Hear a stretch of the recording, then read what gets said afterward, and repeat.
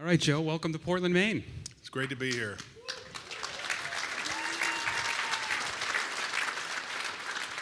Just, feel so welcome. My wife and I, Kim, we came up and just immediately feel like we're already at home. I appreciate that.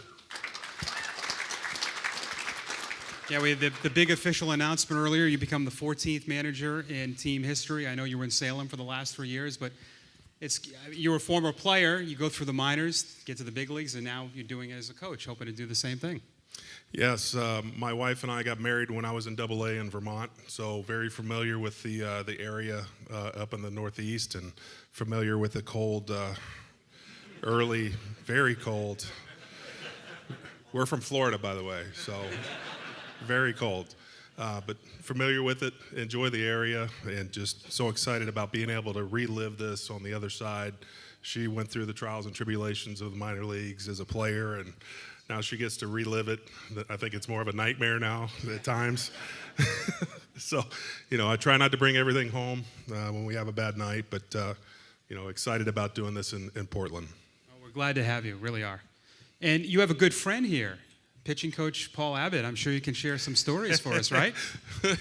You want the G version? Well, we should FaceTime him right now and get this on. Oh, boy, then he really will be grumpy. So, no, Paul and I were in Seattle together in 2000, and, great competitor. He has a lot of fire and passion on the mound, so I had him a couple of years ago in Salem, so we have a good relationship. We click together.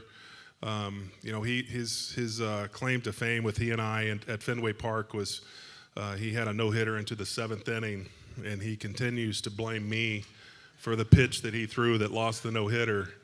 But I constantly remind him he has the ball in his hand. He could have shook it off. But if you ever want to give him a hard time, mention Rico Bronya. Rico Bronya had a little flare base hit, and it's my fault. So sometimes I might, decide to talk to him, bring him out there on the mound, and maybe we'll discuss it with the pitcher who's standing there and see if we can't figure it out again. So, but he's a great asset. He's a really good pitching coach, a good friend, and, I'm excited about being reunited with him.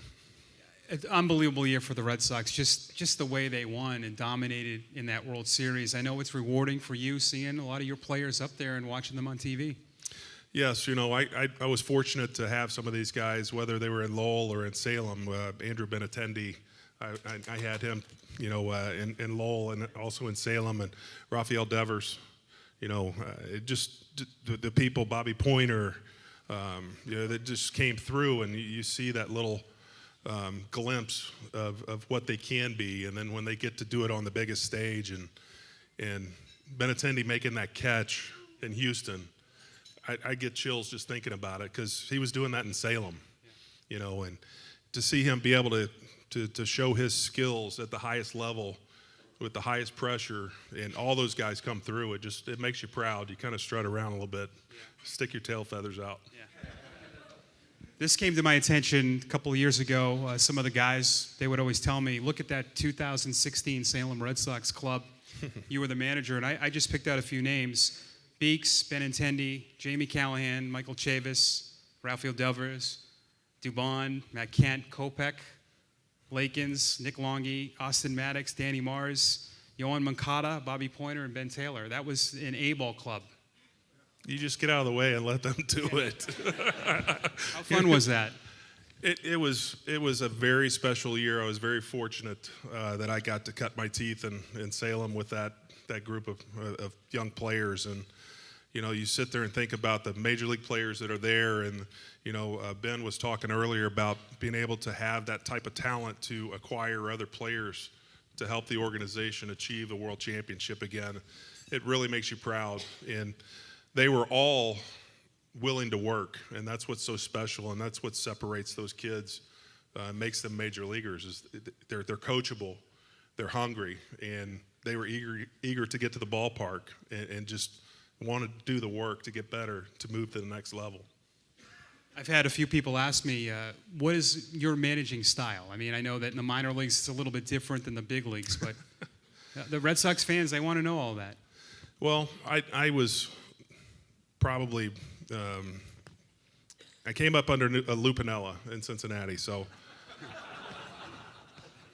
I'm not Lou. I can be Lou. Another one of our pitching coaches, Lance Carter and Paul and I, all played for Lou. And when I've had a little bit of questionable calls that kind of build up over time, they both have said, I thought Lou Piniella was in the dugout. So, but no, I'm pretty laid back and relaxed. And I use the iron fist or the strong foot. It's a 14 that kind of kicks them in line if they need it. But really build a culture where the guys can kind of showcase what they're capable of and express their personalities and try to create a comfortable environment. You know, I kind of let them do their thing until they feel like they need to be reined in a little bit. But, you know, I'm an aggressive guy when I can be. I love to try to put pressure on the defense, you know, but try to get the best out of the players that we have there. So it's going to be learning what we have coming out of spring training and trying to see what the team is capable of doing. And I'm sure it's exciting for you to move up to a higher level. I mean, this league is, I mean, people talk about it, how great the baseball is, and of course, AA is a huge upswing from high A. Yeah, I'm excited about coming back to the Eastern League. 2 years in Vermont, get to see it again on the other side, and just it's no different as a coach or a manager. You know, everybody wants to go to the highest level and be challenged at every level they can, and it's no different for me. You know, my aspirations are to be a major league manager or a major league coach, but I'm excited about leaving A-ball, and it's the right time for me to be in Portland. I'm excited about being here, and I wish the season was starting tomorrow. Yeah. And it will feel like it. Actually, I wish spring training was starting tomorrow, because if we were playing, I was at the field earlier, it's nothing but ice. So. Joe, this is a warm night, you know, for this dinner. It's usually 5-6 degrees. I am so glad that snow's coming Saturday. It's going to be 75 in Orlando. Sorry. We're giving away a trip with Joe to go back to it. That's, yeah. So this is the question everyone always asks about: why do former catchers make good managers? I found a quote from Brad Osmus. I never even heard this, and I'd like to get what you think of this. He said, because you guys play every day and you learn what the ups and downs of pitchers go through. I thought that was interesting, and that was his take on why. Well, I'm sure you have a different take on it. I agree with that. Yeah. It's a thing that you get a feel for experiencing different guys on the mound throughout the season. You understand what makes them tick. Most of my close friends were pitchers. I knew when their family was sick, or I knew if their kids were sick. I kind of was able to build that relationship and rapport and trust just because I was a friend to these guys, and they were friends of mine. So they trusted me, I trusted them. I think you're able to go out and see the game as it lays out. You study and prepare for the series, for that game, and you're more prepared, it seems like, than just about anybody, because you're having to deal with 13 to 15 personalities, and you're really a used car salesman, because you've got to tell them how good they are, and you know that it's not anything under the hood, so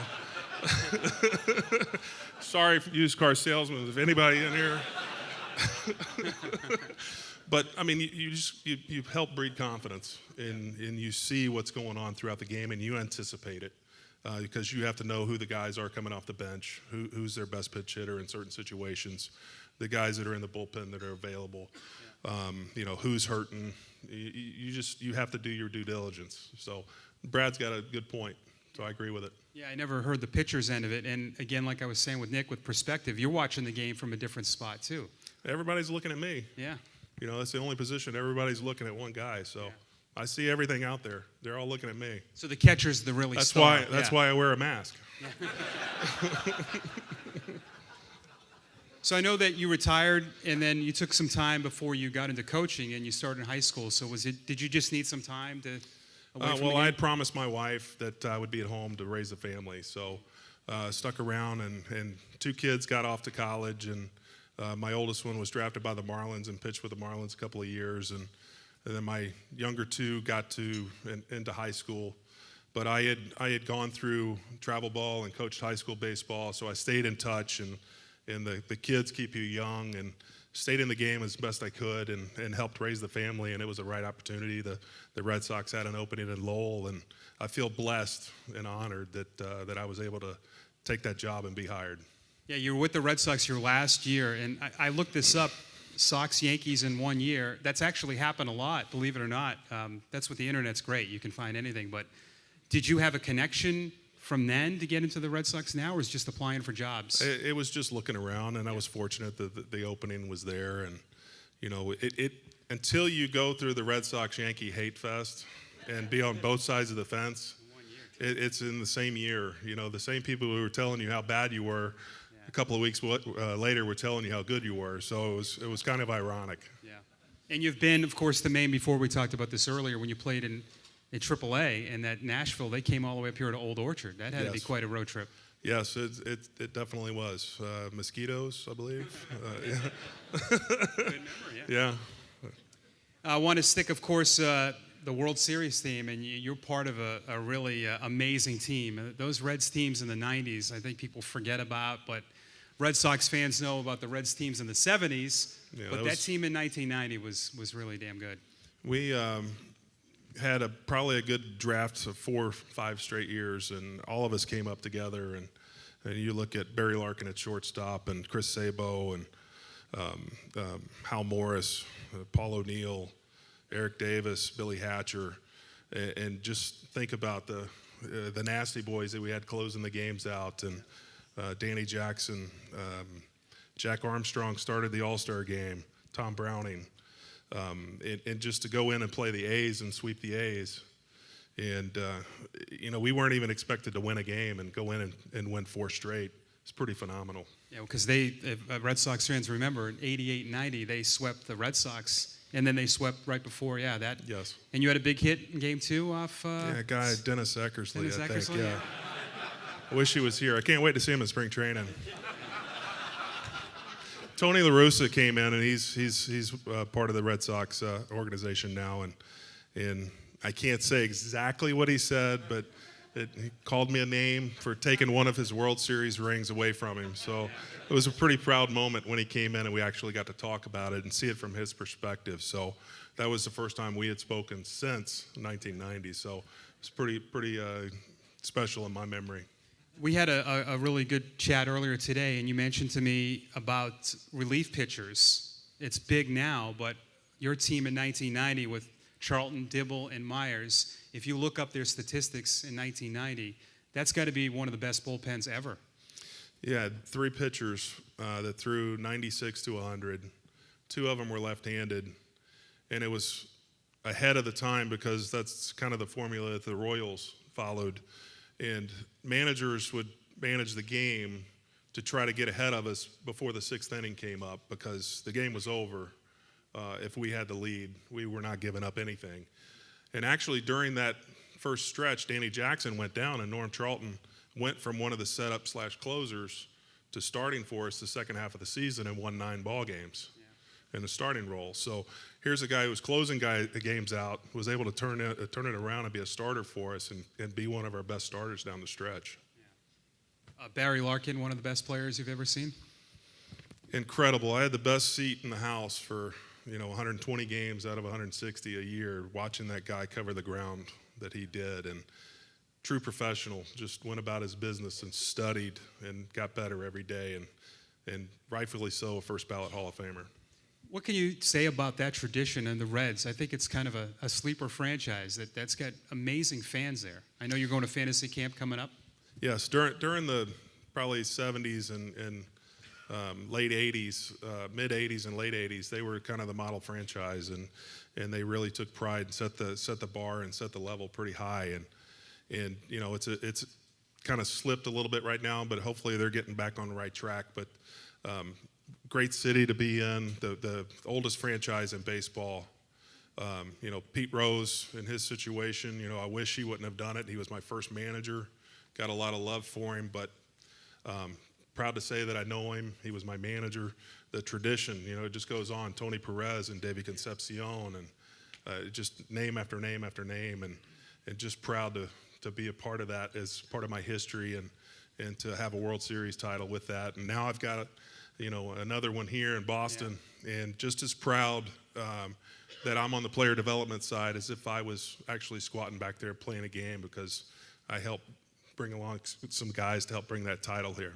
Yeah, once you work in an organization, it's easy to become passionate and a fan of that organization. It really is, and I feel like I am truly a Boston Red Sox, and I feel at home, and just I found my niche, and I found a lot of close friends that we've built relationships over the time, and it's just a place that I want to be for a long time. And, yeah.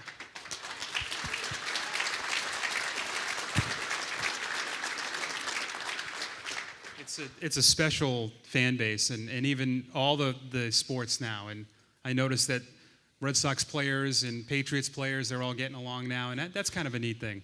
Yeah, it's really special when you can kind of cross each sport and kind of build a relationship, because there's sometimes some jealousy and some animosity when one franchise is struggling in the same city. Yeah. But to be able to go into Boston and see, I hate to say it, I'm a Dolphin fan, so I'm not a Patriot fan. Well, that's the way I felt when they took the field all year too. So.